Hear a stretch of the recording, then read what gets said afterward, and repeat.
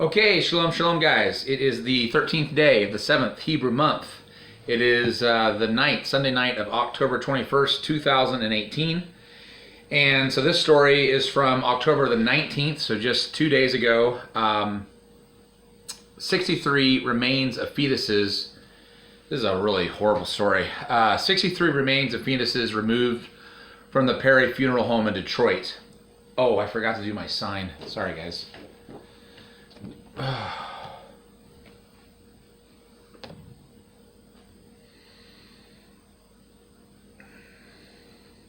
you're going, send me your email and the White House link.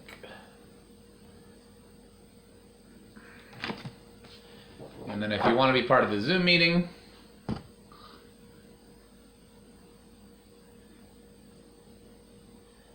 and guys, if there's information that you want me to really know about, you can't just leave a comment because there's hundreds and hundreds of comments and I can't go through them all. So if you really want me to know something, you need to email me. I provide my email below every single video. So I can't go through hundreds and hundreds of comments and try to find what you're trying to tell me. So just remember that.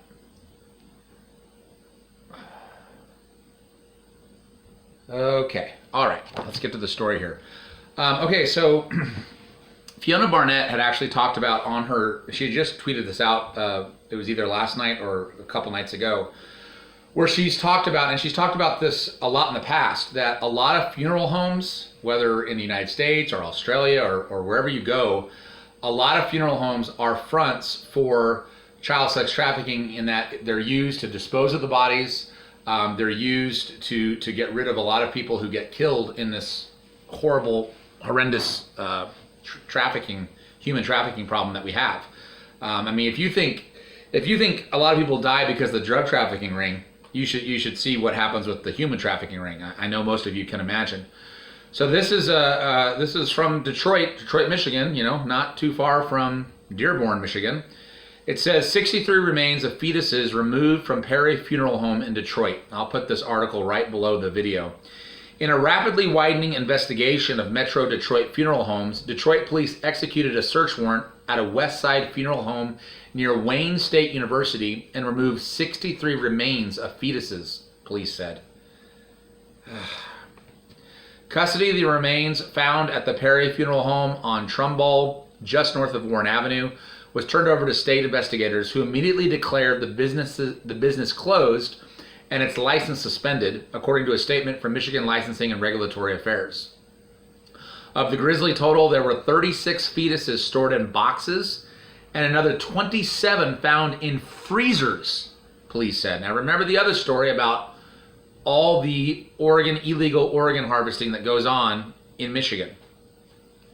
So they found 36 in boxes, 27 in freezers. These are human fetuses. I don't even like to call them fetuses. These are human lives, unborn babies. Oh, God, this is unbelievable. Friday's discovery of the decomposed remains followed a similar grisly finding last week at the defunct Cantrell Funeral Home on Detroit's east side, where 11 infants' remains were found after an anonymous letter arrived in the Office of State Regulators in Lansing. You know, there was a reason why so many presidents from basically Johnson on through Bush, through Obama, wanted Detroit to become as bankrupt as it has become. Because with Detroit as bankrupt, I mean, you walk through there, it looks like a war zone. It's because they wanted it because it makes it so easy for these satanic pedophiles to operate in a city like this. They have free reign in a place where the infrastructure is crumbling. Friday's raid at the Perry home came after Detroit homicide detectives also raided QA Cantrell Funeral Home in East Point to investigate a potential connection with the fetuses or unborn babies found in the ceiling of Cantrell Funeral Home in Detroit. Detectives seized computers, business cell phones, and paperwork, according to a news release. They also raided the home of the owner, Annette Cantrell, the widow of the deceased founder of the Detroit home with the same name. Detroit Police Chief James Craig said he was stunned. This is what the police chief of Detroit said. I have never seen anything like this in my 41 and a half years as a police officer. Craig said at a news conference on Friday, adding, "It's disturbing, but we will get to the bottom of this." Now they better. They better get to the bottom of this. Craig said police were tipped off to violations at the Perry Funeral Home by a father involved in a civil suit over the improper burial of his infant daughter. Lawyers for the father, as well as the mother of the deceased baby, said the parents are plaintiffs in a lawsuit that they hope will allow them to represent dozens, perhaps scores of parents whose infant remains were improperly handled by the Perry Funeral Home. The case could become a class action lawsuit representing every parent who comes forward with a similar complaint, Troy attorney Peter Park said. "We already thought we had a strong case, and then when the news started hitting the media about Cantrell, our clients agreed that we should take what we knew to the highest level of the Detroit Police Department," Park said Friday. Park said he and his co-counsel on the case, attorney Daniel Sislak, presented what they knew on Friday to a meeting led by Craig that included the FBI, Michigan State Police, Wayne County prosecutors, the Michigan Attorney General's office, LARA, LRA, the State Departments of Licensing and Regulatory Affairs, you name it. The two attorneys said they believe many more infants' remains may be found in the improper possession of the Perry Funeral Home, perhaps as many as 200. 200! Based on the research of logbooks kept by the Wayne State University School of Mortuary Science. The funeral home routinely deposited infant remains at the WSU school's morgue, then failed to follow up with parents' wishes for the remains to be used in research by the WSU School of Medicine. They said, well, first of all, you know what? Parents, you should never, if you have the tragedy of losing a child, you should never offer up the remains of your children for research. Because I'm telling you, it's not going to research in this satanic pedophilia around country. It's going to these sick satanic pedophiles. And Torah is very clear. You're to honor a human body. You're to bury it. You're to honor it. You are not to allow it to be dissected so that somebody can get a cure for cancer 100 years in the future, when we already cured cancer 100 years ago with what's his face? What's his name? I have him linked on my website. Gershom. The Gershom method. We know how to cure cancer. We know how to do all these things. We don't need to be dissecting human babies to figure out scientific breakthroughs. Such a lie. Sorry, this really steams me. I mean, these are unborn babies we're talking about. It's like how innocent and defenseless. These sick satanic pedophiles, they don't care. They just don't care about anyone or anything. They just want to do what they want to do. I'm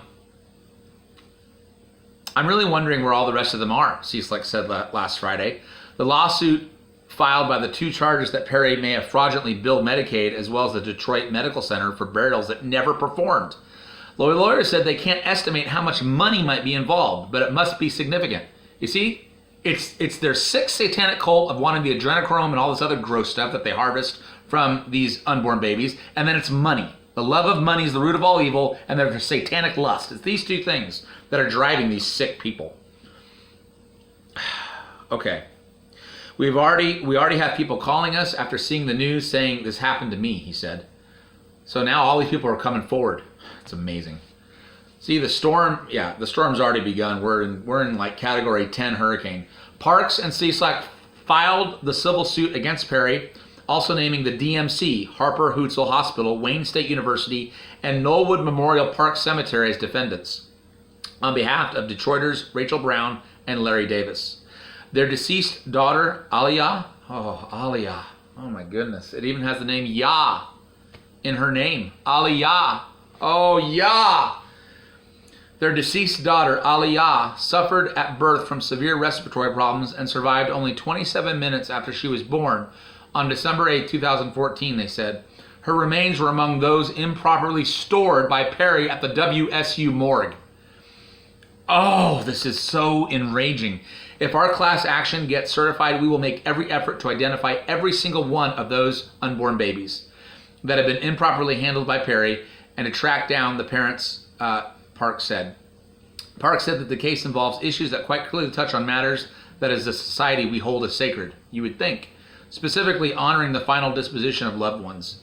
In a statement issued late Friday by inspectors for the state of Michigan's Corporation Securities and Commercial Licensing Bureau, Regulators in Lansing said they found heinous conditions and negligent conduct at the Perry Funeral Home, including numerous failures to certify death certificates and obtain proper permits for burial. Friday's findings point clearly toward criminal offenses of state laws regulating funeral homes that could be felonies punishable by imprisonment for not more than 10 years or a fine of not more than $50,000. What? No, this needs to be the death penalty. See, this is our maritime admiralty law has got to be done away with and replaced by common law rooted in the Constitution. This is so infuriating. Oh, okay, I will put the link to that story. I don't even really know if I can add any more commentary to this. The story speaks for itself. Folks, it's time. It's time to rise up. I don't care who you are or where you are. You need to be telling your family, your friends, your coworkers. You need to be shouting this from the rooftop wherever you are. This is, it's too much. It's got to stop. Wow. Yeah, I'm done with this video. God bless, guys. This is just heartbreaking.